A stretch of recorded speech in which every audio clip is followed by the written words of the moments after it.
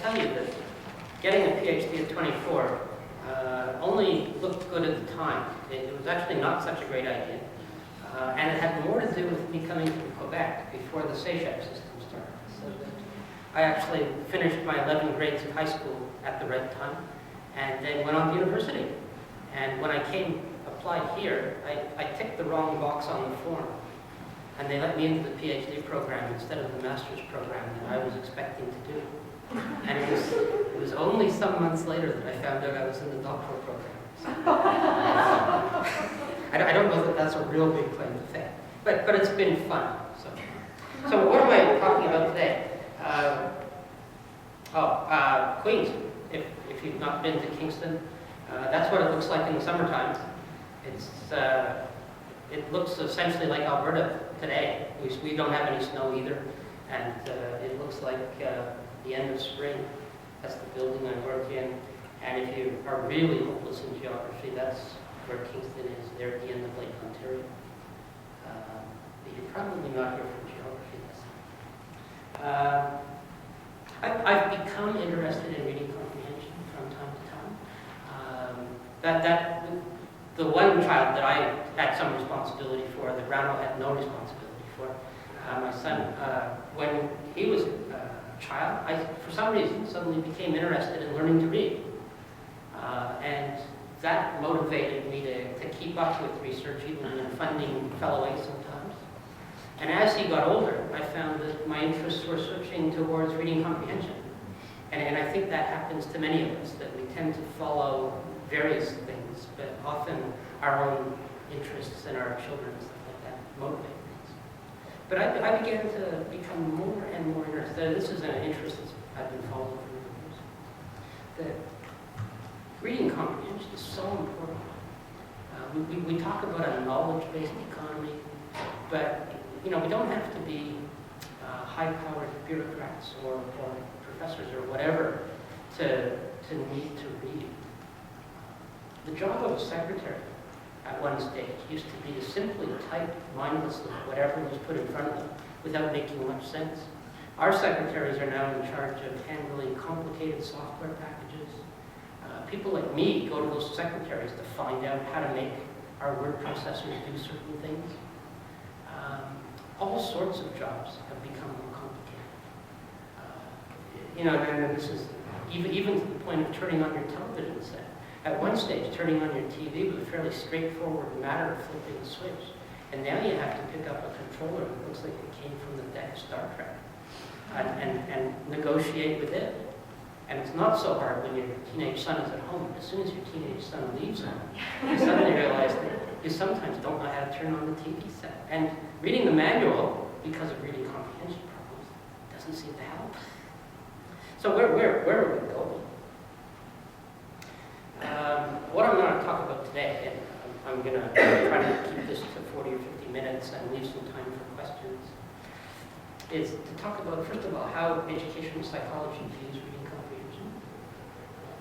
And I'm taking that kind of psychological approach partly because if you treat reading psychology, reading comprehension as sort of a unitary thing, those kids just don't understand stuff, or those kids do understand stuff. That's not helping with the process. If you take somebody who's not understanding and tell them, you have to try harder to understand this. If they knew how to understand it in the first place, they probably would have done it. Telling them to do it may not be enough information for them to get them over the barrier. So a more scientific approach, trying to unpack reading comprehension, to see what's involved in it, and then to look for the parts that educators and parents can influence, and learners too, of course, to improve what's going on. I'm particularly interested, as the title gives away, in the sources of poor comprehension. It's actually not so interesting why some kids comprehend quite easily. It's a lot more worrying why some kids just don't comprehend. I think educators at every level, from graduate school down to kindergarten, come across the situation where, what is it they don't get? How could you possibly do such a thing or say such a thing if you've been paying even the slightest attention to what's been going on? So that there's challenges in comprehension at all levels, and we'll talk about some of these things. And most of them, towards the end, I'll wave my hands frantically at what parents, teachers, and learners can do. But if I had easy answers, we wouldn't have the problem. So first of all, let's ask the question, how are we doing? I'm thinking particularly in a Canadian context. So most Canadian adults are not doing all that well. As a whole, this is a slide I stole from Brownow's presentation. If you look at this stuff, this is the percent of adults, 16 to 65, and I believe this is adults who were taught in English or French in Canada. So we're not talking about immigrant populations, we're not talking about people who, came to Canada not being able to speak any English. These are people who were raised in English or French in Canada. And we're talking about adults 16 to 65, so that's my age group, and it's probably eliminating most of the ones with Alzheimer's. This international adult literacy. John, can I interrupt you for a minute? Yes, sir. I'm just wondering if we can move your mic up a little higher. You do Because that. people at the back are having a little bit of trouble. So let's Just see. don't get it too high. Yeah. Okay, is that better? Okay, speak louder. Okay. Basically, adult literacy was measured, and they sorted them into 5 categories. And this is the percentage of people who are levels 1 and 2, which are not the good levels, they're the bad levels. Level 1 is almost certainly pretty close to illiterate. These are people who could not figure out what the headline of the newspaper said, they couldn't figure out the instructions on a pill bottle. Level 2 isn't a whole lot better. And you can see that whether we're talking about prose literacy, which means what you think it means, or reading a more formal document, numeracy problem solving. Problem solving is a particular problem, up to 80%. None of it isn't first place in problem solving. You can see that there's lots of problems. So I don't think this is a good sign, but you've got to remember that it's historical data. Those 65-year-olds, this is 2003, so those 65-year-olds were in school not in the last 10 years. They were in school a long time ago. So maybe we're doing better today. So let's look at more recent data. This is the data on Canadian 15-year-olds. So I don't know if you can actually read any of those numbers, but I'll try to read some of them to you. This is PISA, which is an international program of student achievement. So a huge number of countries around the world participate in this. Tests are constructed by experts, they're translated into hundreds of different languages, and then they're all scored on the same scale. So the OECD average, these are the rich countries, is the average given at the top. So it's just around 5, just a bit below 500. And you can see that we've got reading, these first bunch here, the mathematics and science. Canada, over here, isn't doing all that badly.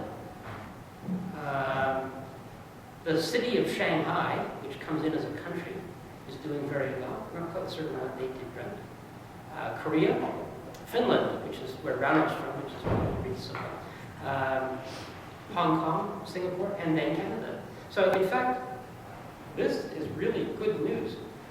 Canada's average of 524 is way above the OECD average. So if we compare ourselves to our main competitors, fund the United States.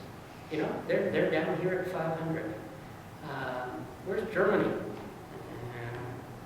There's Germany, 497. France, Denmark. So I think we've got a lot of optimism for the future. But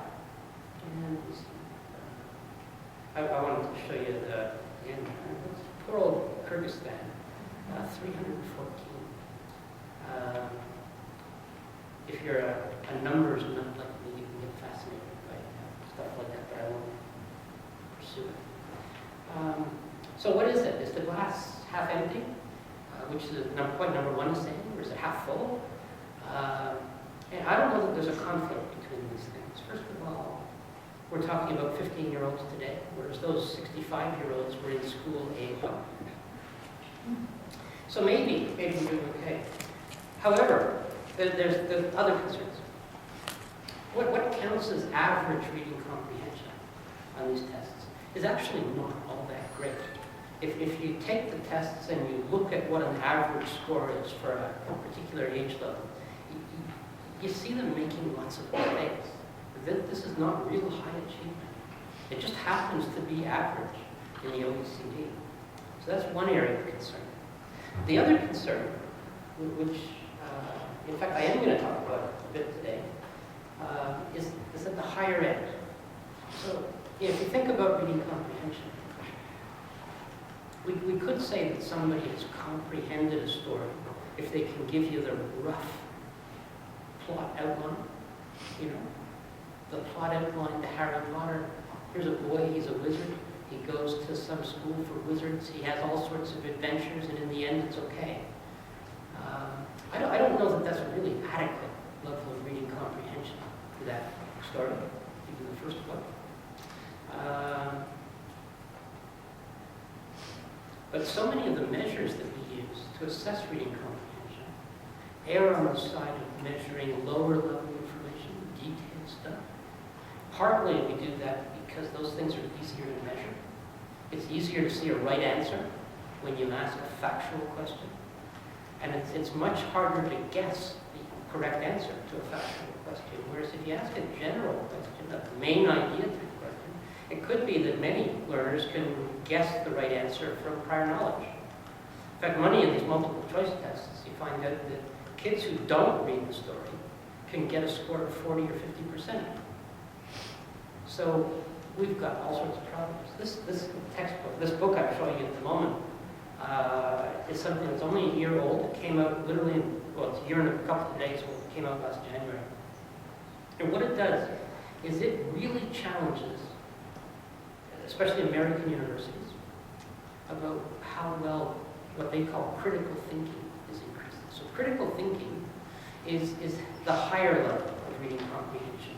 Can you evaluate evidence? Can you evaluate information to see whether the conclusions reached are valid? Can you take information that you're provided with and create a coherent argument? It's what almost every university on the planet says that they're really about. Most universities don't say they're in the business of teaching students lists of facts. They say they're teaching them how to think. The evidence presented in this book, which I really recommend, and I didn't write it, is really pretty shocking. A lot of American university students are not changing in critical thinking over the first 2 years of university. Some go down. Almost as many go down as go up. Isn't that scary to think that university is beating critical thinking out of students when it claims to be teaching it to them? The thing I haven't mentioned on that slide here is that some of the best predictors of developing critical thinking are things that some university practices may be undermining. So for instance, students talking to professors, like, I mean a real professor, I don't mean a graduate student, I'm not running down graduate students, is a positive thing. Because those sorts of face-to-face interactions get the student expressing themselves, get the student thinking critically and asking good questions, things like that. In most university departments these days, in first and second year, it's almost impossible to do that. My son is at McGill, which is the university I went to. I think it's my place. I asked him, he's just finished his first term in science, I asked him whether he spoke to any professors so far. And he just laughed. He said, how would I possibly talk to a professor? He doesn't have any classes that are in a room this small. Most of his classes are in rooms 2 or 3 times this size. And professors are distant little action figures that don't do much at the front, except they disappear very quickly when the bell does. Graduate students are the only people you get to talk to. But there are also other problems. Over the last 20 years, the cost of university education has gone up. I think the evidence across Canada, except perhaps for Quebec, is that the cost to students or parents is going up much faster than inflation. And, you get differences of opinion on that. But these two people, Aaron and Rosa, they argue that this increase in cost has made more and more students think about education as a commodity. And just like when you go into Future Shop and buy a TV, there's no test. If you've got the cash, you get the TV. So how come when you come to this university and you put your cash on the table, you don't get the marks? Now, to the old people in the audience, that sounds like bizarre thinking, because this is a school, this isn't a shop. But there are other factors in it too. Course evaluation. When I went through university, students didn't even dream about evaluating whether their professors were any good. That wasn't our job, that was their job. These days, all professors get evaluated. And since many professors don't have tenure, many are sort of on temporary contracts, they're scared of the student evaluations. So the easiest way to get a good student evaluation is not to assess too hard and not to mark too hard, so that students are getting higher marks with less effort. That's good, because it turns out that students are putting in half as much study time as they put in 20 years ago. Students used to study 25 hours a week out of class, and that's down to 12. Here's another bit of bad news. Most of their study time, a good part, at least I would say most, is in groups. And the more you spend study time in groups, the lower your critical thinking goes. Because not all groups of students studying together are doing productive stuff. I believe that Facebook stuff comes up occasionally. I believe that idle chatter comes up. And of course, meeting face-to-face is not a bad thing. But when you replace productive study with counterproductive study, you'd better have softer professors giving you marks, otherwise you're not getting through. And of course, there are other challenges too. We have many more people going to university today than we've ever had before. And many of these people are coming from family backgrounds where there's no history of higher education experience. So they really don't know what to expect.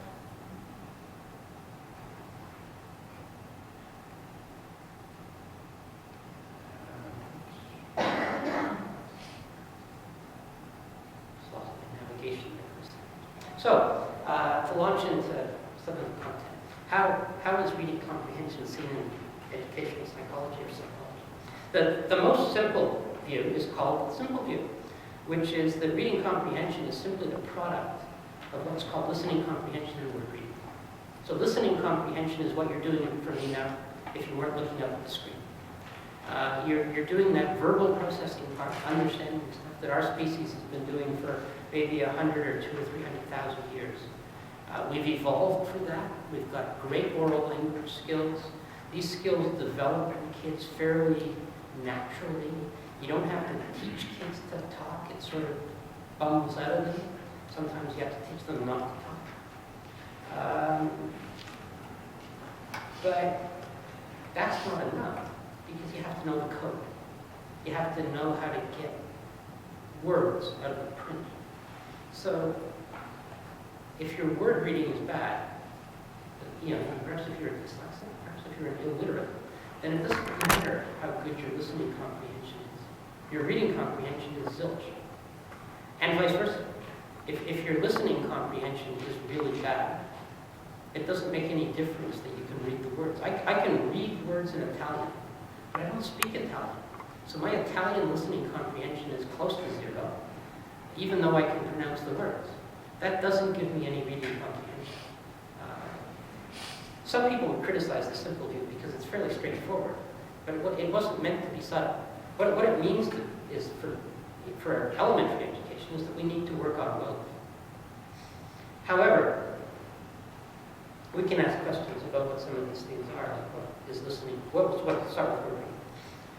We've made huge progress in this. Rauno's contributed to that, George has contributed to it. All sorts of people in many places have contributed. We know some of the risk factors. And the reason why I'm telling you about these things in a talk on reading comprehension is because all of these things are threats to reading comprehension. It's almost as though if I had better graphic skills, I would have done this talk as a quest, as an interactive graphic map with all sorts of wicked demons on either side of the curly path you have to follow, because there's actually more ways to fail than there are to succeed. I'm going to explicate some of these things. Home language quality. I'm going to show you some graphs about that stuff. We know that homes vary tremendously in the resources they've got available. Some homes have a number of computers. Some homes have none. Some homes have a desk that a student can work at. Some homes have a couch. How much reading goes on in the home? Some kids see thousands of books at home. Some kids see single digits of books. Some kids see their parents reading every day. Some kids never see their parents reading. Some kids are read to maybe an hour or two a day. Other kids don't have that experience. All of these things have effect. We know about things like phonological awareness. These are sort of recognition of sounds and words. We also know that there are instructional factors. The research over the last 20 years has been absolutely clear that if you want kids to be able to read an alphabetic language like English, you have to teach them the alphabetic code. Back in the 1970s and 80s, we went through a goofy phase where we thought that we could get them to read English without teaching them the code, and that was mostly unsuccessful, except a whole lot of parents stepped up and taught their kids to read instead of letting the teachers do it. But I think we've learned not to do that now. However, we also have to focus on meaning. We don't want kids who, in the words of a British academic, know how to bark at print. We don't want kids who can simply pronounce the words, because unless they're thinking about the meanings, then they're not comprehending. Those of you that heard my friend Pete Bowers yesterday talk about morphology, I think he may have exposed you to some of the recent research, and I'll repeat it, that has been going on showing how important this new factor is. And this is something that isn't old hat. People have been teaching phonics for 400 years.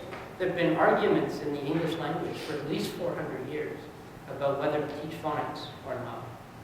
I don't know of any such history for whether we should teach morphology or not. So I'll make a little case for that. But we also know that reading has to be fast.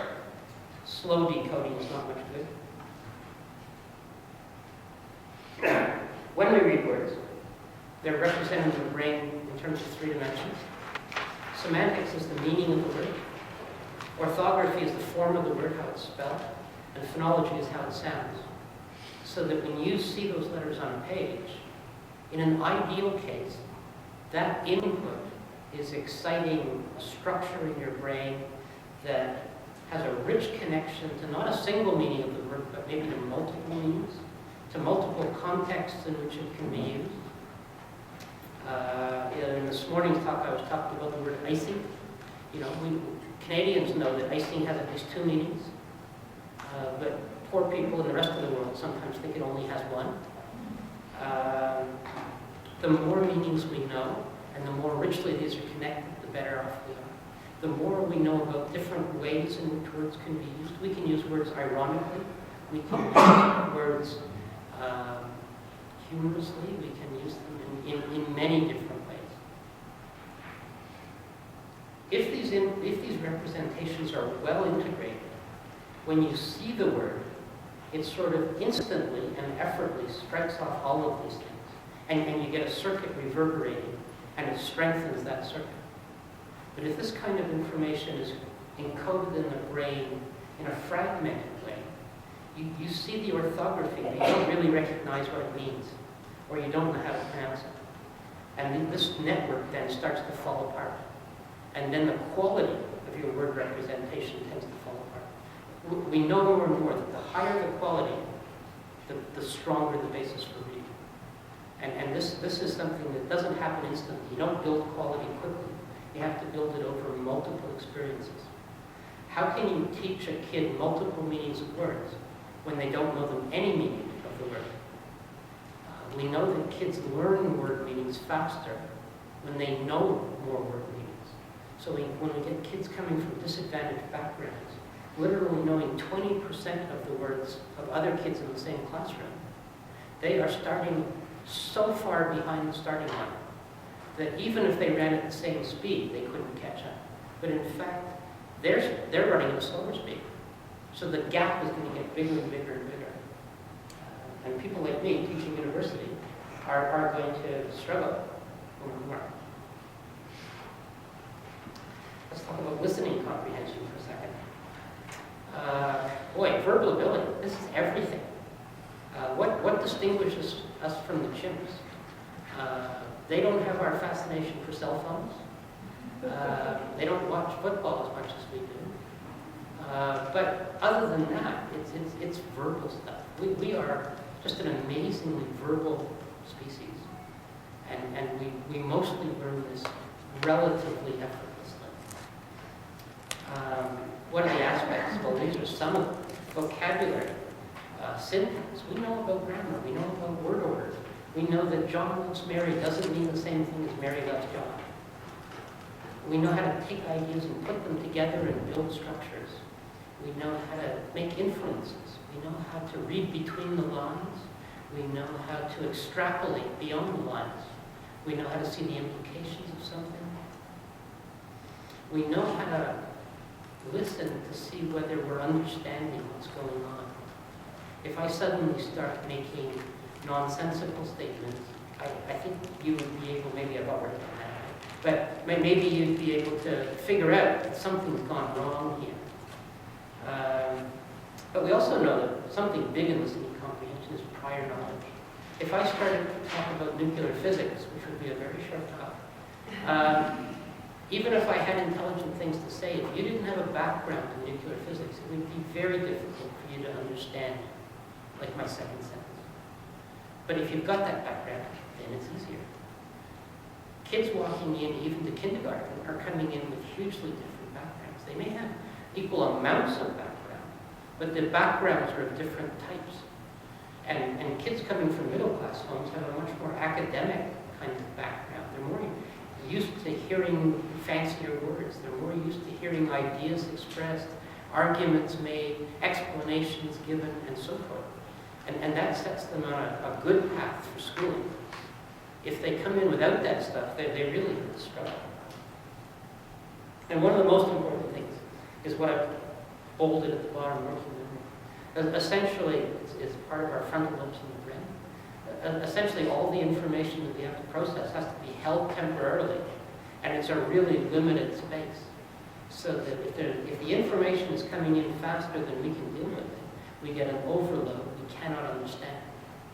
The problem that a lot of poor readers have is that they're reading the words slowly. So by the time they finish the third or fourth word, they've forgotten the first word. So how can they make sense of stuff? The problem is they have to make sense even at the sentence level before they can get to the paragraph level. So there's a real blockage at the word level.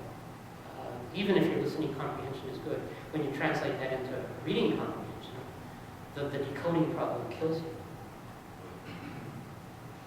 I'll talk about mental representations later. Is the simple view too simple? Well, of course it is. It wouldn't have been called the simple view if it wasn't simple. But there's some other factors that research indicates are involved that make reading comprehension challenging. Fluency, that means reading speed. So that if you're a slow reader, if you're plowing through Harry Potter sort of one word at a time, boy, first of all, it's going to be hard to comprehend. But more importantly, it's going to be hard to enjoy. And if you don't enjoy it, you're not going to do it much. And the best predictor of good reading comprehension is somebody who reads a lot. So slow reading is going to undermine the very thing that you need to make progress. Reading is also pretty magical in that it has many more opportunities for strategies. Oral discourse, talk, like I'm doing now, disappears as soon as it's said. So if you walk out the door and try to remember what I said, if I walk out the door and try to remember what I said, we could have some stress there. And maybe even disagreements. I think many people who are married in the audience may be familiar with the notion of not always having the same memory of a conversation that you had recently. And that's the disadvantage of oral stuff. It's gone. All you've got is different memories. Whereas reading gives you the hard copy. Reading is stuff that you can go back to. You can pause and go look something up. You can reread. You can challenge and say, that's different from what he was saying in the previous chapter, and go back and look. Can't do that orally. So orally, we replace that with gestures. We replace it with tone of voice. We convey lots of stuff that way. Written stuff is not great because it strips away all that stuff. So we have to come up with other things like quotation marks. And quotation marks are funny because they came into print to show what you can easily do orally. And now they've come into oral talk. People do things like this to indicate sort of a quotation which they don't really believe. You know, like Brownlow said, really means that I don't believe in Brownlow said. Okay. Other problems with the simple view concern second language effects. When the simple view was first put out in the 80s, and it was put out in the States, being bilingual was seen as sort of a slightly odd thing. And until the 1960s, bilingualism was thought to be a bad thing in much educational research, because most of the people who were bilingual were people who came from really disadvantaged backgrounds in one poor country and sort of snuck into another country where they were treated badly and not given a solid education. Canadian research has actually led the way in showing that bilingualism is a huge cognitive strength. It's practically never a weakness. So what happens with second language people? Is it they're decoding in that second language, their listening comprehension in the second language that produces their reading comprehension? Or can their first language somehow jumpstart the process? If any of you could speak some French, you know that French has enough similarity to English that you can actually use your English listening comprehension and reading comprehension to sort of get around the fact that you don't actually speak French to figure out what's going on. I don't suggest you try that with Finnish.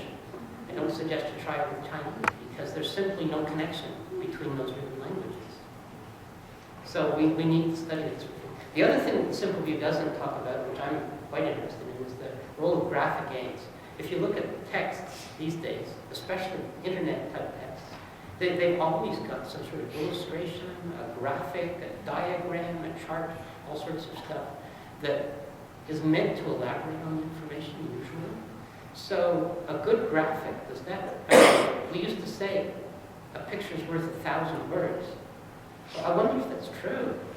For the simple view, that would mean that a good graphic replaces 1,000 words of listening comprehension. And I think this is true. Most of our universities in Canada now have increasing numbers of international students whose English language skills are far from perfect. But in fact, their first language skills are high. And they can use that, plus especially graphic information, to figure out what the text means, even though they can't speak English in an easy, effortless kind of way. So that they're actually going beyond the simple view. Their listening comprehension English is not great, and their decoding may not be perfect. But in fact, their reading comprehension is better than you predict. We don't know anything about that stuff. Anyhow, simple view wasn't a bad starting. So what about reading comprehension? Well, first of all, it's a question of what you're reading. There's many different types of text, but the distinction I want to draw is between narrative and expository. So narratives are stories. Our species has been telling each other stories for probably over 100,000 years. We sat around campfires after the sun went down and exchanged stories. Some of the stories were about the hunt today, and there was stuff to learn from that because where the bison were today, yesterday, it's probably where they're going to be tomorrow, so that wouldn't be a bad thing to remember. But often the stories are exactly the kinds of stories we tell kids. They're linear, they're episodic, they feel natural. Your typical story, you meet some characters, there's a setting, and there's a problem. And to solve that problem, you've got to try different things. You try those things, some of them fail. You have to do other things before you can try other things. You can see how the structure goes. You've got an event, which is a problem, attempted solutions, and finally a solution. Then you have another event that's got another problem. So it's a very predictable structure. Kids are comfortable with that. In elementary schools, that's the predominant kind of text that kids grow up with. It's almost the only text that kids get read before they come to school. Even I, completely a bit of a nutcase, didn't read expository text to my son when he was 1 year old. We read stories. But when you think about the kind of texts that we want kids to read in high school, outside of English class, they don't read many stories. The goals have changed. It's no longer just appreciating the story and having a good time. We now actually want them to learn stuff. We want them to be able to remember stuff. And then we want them to be able to do stuff with that stuff that they remember. That's a different game. In narrative text, here, the stuff that's interesting is almost always the stuff that's important. So if you simply go on arousal value, the exciting stuff will probably tell you the story.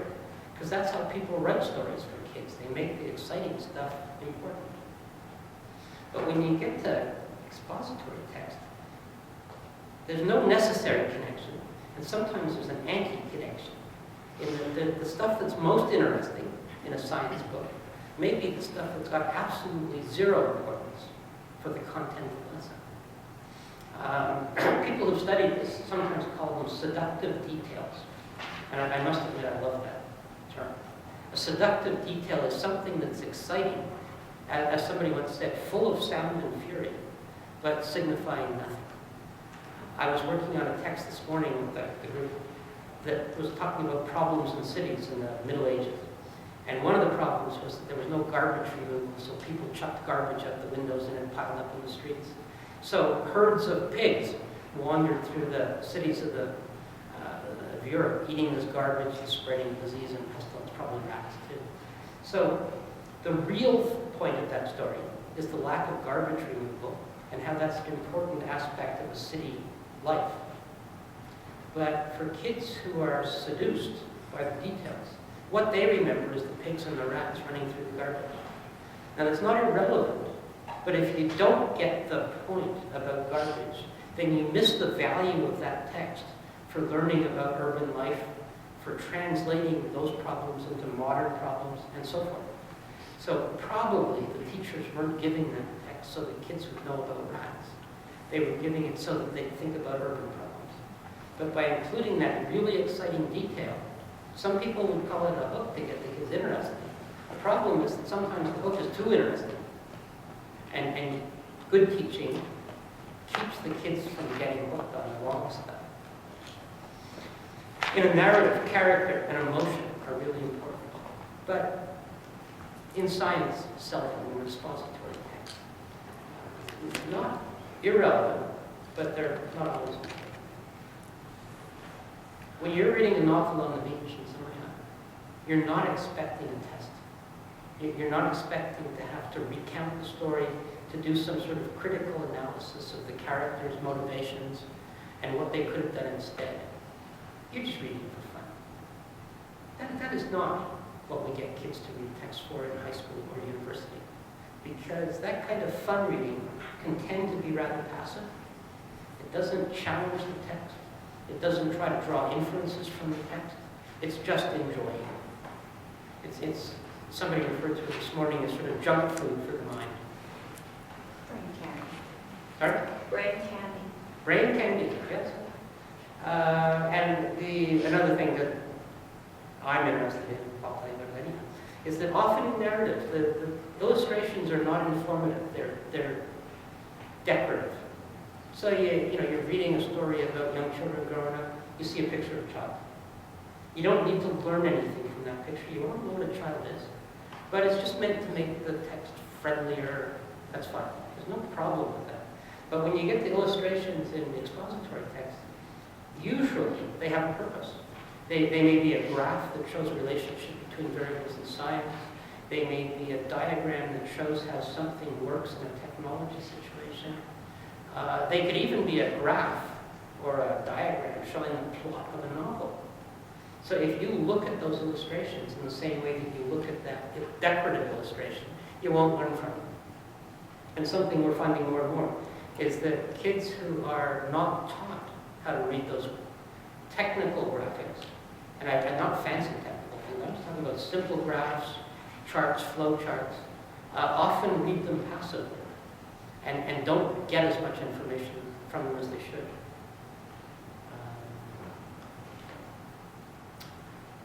More about reading comprehension. What's the task? There's many different ways to measure reading comprehension. And the reason why we have to measure, partly, is because comprehension is a covert process.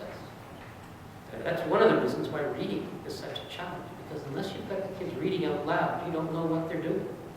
And comprehension is definitely covert, because I can pick up a piece of paper there, and how can you tell whether I've comprehended it or not? You have to get me to do something. And education, of course, is a time-consuming, exhausting process, whatever level. So we look for easy ways to measure things. In the 1930s, I believe, we invented the multiple choice question. And I think most of us have been regretting it ever since. But it wasn't invented because of any great advance that it made, other than the fact that it was dirt cheap to mark. And you tended not to get as many arguments as you got when you marked an essay exam. If you think of the average first-year student at this university or any other university, they're sitting in a class of 2 or 3 or 4 or 500 kids. Well, imagine as the prof setting an essay of 10 pages. 200 kids times 10 pages, that's 2,000 pages of reading. Who's going to do that reading? And if it's an essay, how are you going to mark it fairly so that if you get your 10 grad student assistants to mark them, that this student's using exactly the same marking as this student? It's much easier to give a multiple choice test. And again, in the United States, when they wanted to do mass testing between high school and university, the Scholastic Achievement Test, or between university and grad school, or law school, or medical school, it's really tough if you get the kids to do something. It's much easier, like write an essay. It's much easier if it's a multiple choice test. Maybe we want to get the kids to do something more complicated, like summarize.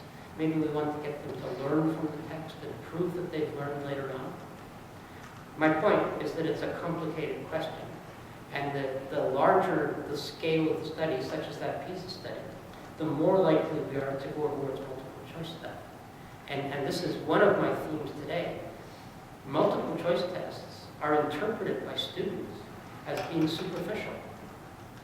When you ask students how they prepare for a multiple choice exam, they don't talk about thinking deeply and writing essays for themselves. They talk about rereading stuff.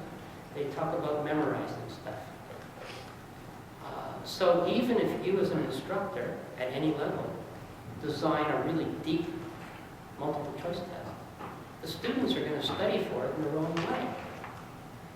And they continue doing that. So that when that team Barham and Roxa found that the kids were going down in critical thinking, one of the suspects that they have, and that I'd agree with them on, is this sort of assessment that we're using increasingly at university, that it's a superficial type of assessment that doesn't require the students to think deeply, and therefore we have no opportunity to reward them for thinking deeply. There's no reinforcement for it that's apparent. So this is getting into the idea of level of processing. When you look at a text, you can process it in a very literal way. Just the facts, Jack. You can process it more inferentially. You can read between the lines, look beyond stuff. But you can also assess it critically. You can say, I wonder if this guy's right. I wonder if this is the true story. I wonder if he's trying to mislead me. I wonder if this is a biased document, that maybe the facts are true, but it's not the whole story. So these are hard things to teach. High school students are well able to do these things, especially if you're a parent and you're trying to tell them something they disagree with. But I think there's parts of the education system, from kindergarten to grad school, that tends to beat this out of people. So what are the levels that researchers talk about? This is stuff that I'm only going to scrape the surface on. But the main point is towards the end. That as we go through stuff and reading, our brains are actually going through, according to Kinch and a lot of researchers, three different stages of processing. The first step, they call the surface model, is just taking the words. Sorry? 5 minutes. Oh, very good. Then I'll speed up. Relatively superficial. Where it all ends up is in this business called the mental model or sometimes situation model. And this is sort of like a diagram in the brain, where the main ideas are represented high up, and the less important stuff you dangle off of them. If you get this kind of mental model well established, then you've got a structure in memory that looks like this, where you've got the low-level details integrated under main ideas, all subsumed under larger scale themes. And this kind of structure works well in memory because it's easy to remember. It's easy to fill in bits if you forget little bits. But it's also easy, because of the high-level theme, to generalize from that into other contexts. If processing isn't so good, you end up with a structure that's a bit more fragmented, and even a horribly fragmented thing like the top. And the problem is that this fragmented representation could actually be okay for answering some multiple choice questions. Especially if they're superficial, factual types of questions. You don't actually have to understand the text. It says, what was X? And you go back and find the word X in the text. And if the options include a word that's nearby, choose that one. And any question that seems really complicated and inferential, skip that. Because you get as many points for the low-level questions as you get for the high-level questions. So we get these meaning structures. But these meaning structures are interesting because they're exactly like things that are called concept maps that some students learn by themselves or from teachers or students how to construct. So this is a concept map of food groups. So you may not be able to read that. But that's food groups. We've got fruits and vegetables up here, and these are all examples of fruits and vegetables. These are meat and dairy, junk food, etc. This kind of structure, first of all, can be used by teachers to structure the information they're trying to get across. Secondly, it can be used by students to structure what they're trying to store in memory. Because once you remember that structure, you can generate the details from it. So it then becomes generative because you can then use it in a different context. And perhaps best of all, it becomes a template for assessment.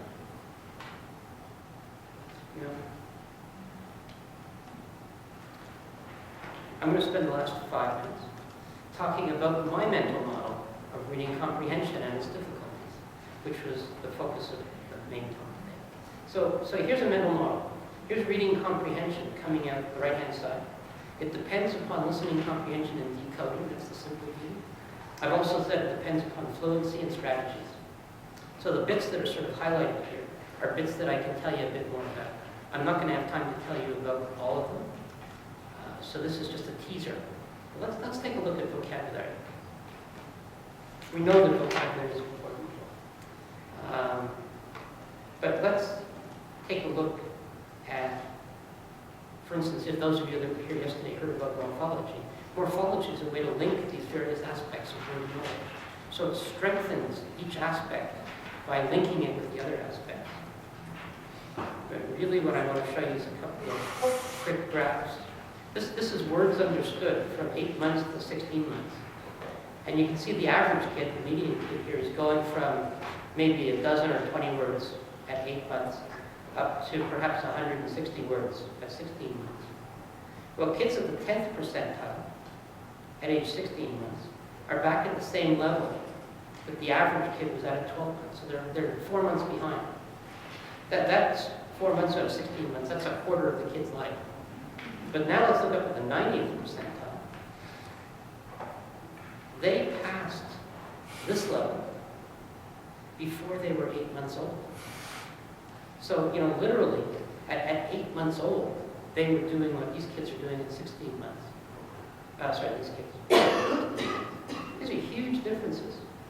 Here's another sort of graph of the same thing. This is from a great book by Harper. They divided kids into 3 different social class groups based upon family advantage. And the advantaged kids were understanding huge numbers of words. That's 1,100 words by 36 months compared to about 500 words. That's at least double. Some of their graphs are 5 times as much. And you can see from these graphs that they're not coming together, they're spreading out. And in fact, the evidence is they continue to spread out as you get towards school age. You get to school now introduces a whole set of new words. These kids are going to know some of those words. These kids are going to have a real struggle getting those kids. Let me pick another example. I'm not going to talk about the reading problems, but we know that kids who have problems reading words are going to have reading comprehension problems. But let's look a little bit at the strategies. Kids need to learn how to use these strategies in reading comprehension. The successful readers do, the less successful readers don't. The most important strategy to begin with is just figuring out what's important. Show a paragraph and pick out the topic sentence. This is a challenge for many readers. It's something that we should spend more time on. How to do a summary of the stuff, how to draw inferences, both within the text and beyond the text. Generating questions, challenging, comprehension monitoring. Am I understanding this? One of the biggest problems we see at university is kids who read the chapter and think they've understood, but then when it comes to a test, it turns out they haven't understood. So where did that come from? It's because they're actually not assessing themselves as they go. And as I mentioned before, making use of text structures. Orientation and purpose. A lot of readers at all levels have a relatively passive approach to reading. They sort of move their eyes over the text and think they're done. But in fact, to read deeply, you have to be more aggressive than that. You have to challenge the text. You have to think about the possible implications. You have to connect it to your prior knowledge to see whether maybe you need to change your thinking, or maybe your thinking is okay, and it's this author who's done. You don't get that when you're passively reading. I think a lot of people are very concerned that the television generation has sort of provoked a passivity of sit back and let the words flow over you. And you'll pick up the important parts at some stage. It's not that easy. Why don't students adopt this deep approach to learning? There's many possible reasons. And this is stuff we haven't worked out in detail. Often it's because we don't know, the kids don't have the prior knowledge. If you don't know much about the background to the text, it's going to be hard to assess what's in the text. It's hard to learn from it. And it's impossible to challenge. More frightening, I think a lot of learners, even at the university level, don't understand that deeper processing is desired. I think sometimes we communicate this to them by giving them multiple choice tests. They interpret those as being memory tests, not thinking tests. Essays are interpreted as thinking tests, but we don't give those because they're almost impossible to mark. So if you've had a lot of previous experience of assessment that's tended to be relatively superficial, you're going to approach the next test in that same way and reading the same way. Some learners don't like to take risks. And we know from adult research and university student research that 3 factors here discourage a deep approach to learning. High pressure. So as we put more and more stress on students to do well in school, as we raise the stakes of the consequences of assessment, we put more pressure on them. As we crowd the curriculum with more stuff to learn, we put more pressure on them. As we crowd their lives and give them less time to think about stuff, in a sense we're giving them less time to think about stuff. A second one is perceived lack of respect from teachers or supervisors. This is stuff that comes both from schools and workplaces. If you don't think that you're respected, you're not likely to try to think deeply. And if you want examples of that, I don't have any with me, but read the cartoon strip Dilbert. Because Dilbert is exactly an assessment of deeper thinking in a work environment and how different kinds of administrators basically undermine any vague attempt that you might make as an employee to do it. And finally, choice. Human beings value choice. They value having choices about what to do and how to do it. You take that away, and they're gone. So, quickly, what can be done? I'm cheating on the 5 minutes, I know that. Well, the bad news is that many reading comprehension problems, I didn't get to go through all of them, have their roots in childhood, early childhood. So that the Ontario government at one stage invited me to give a presentation to the Ministry of Education and a bunch of people in suits about what can we do about the kids failing their high school literacy test. And I said, you're not going to like my answer.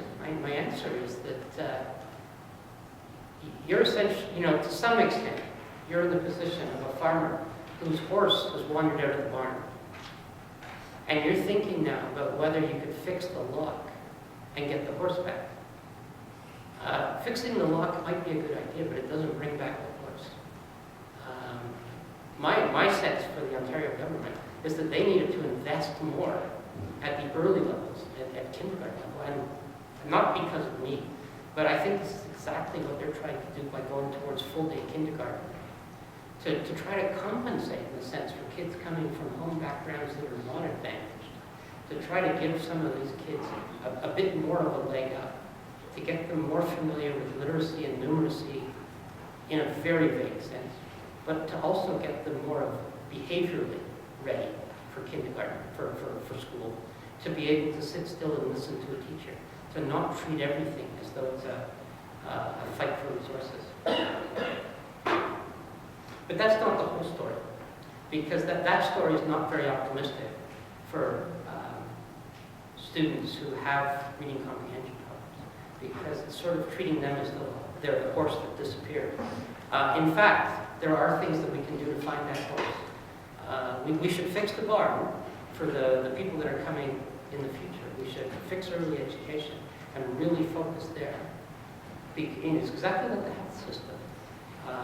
$10 spent on prevention is a whole lot cheaper than thousands of dollars spent on curing a disease later on. I live in Kingston. I didn't show you any pictures of our prisons, but we have a staggering number of prisons.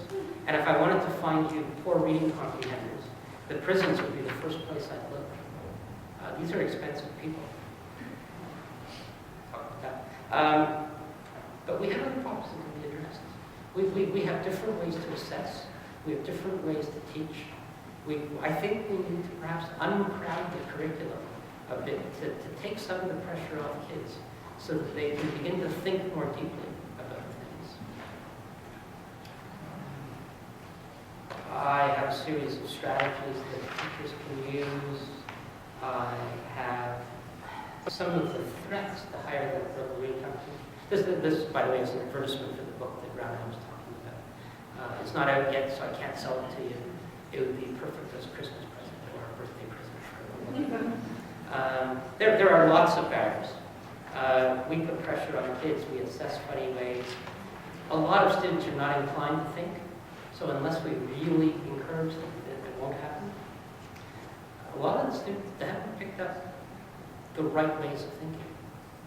Certain kinds of knowledge, like a scientific approach, they don't know how to evaluate evidence. Some of them even have what's called contaminated mindware. This is ways of thinking, such as superstition or emotional ways of dealing with non-emotional situations that are counterproductive, that will not get you the right answer. And of course, critical thinking, to go back to one of my themes, is something that we just don't do enough of.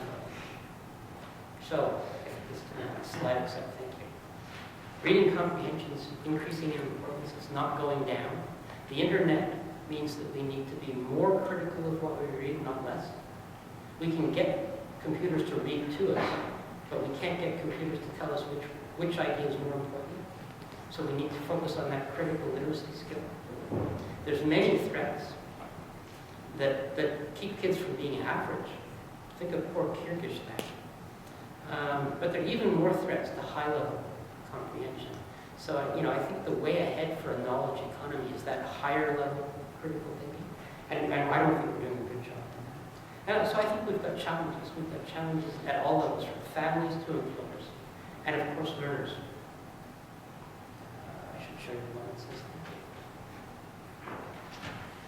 thank you for being patient. I'm quite happy to answer questions. That's my email address if you'd like a copy of this presentation. We'll have it on the website.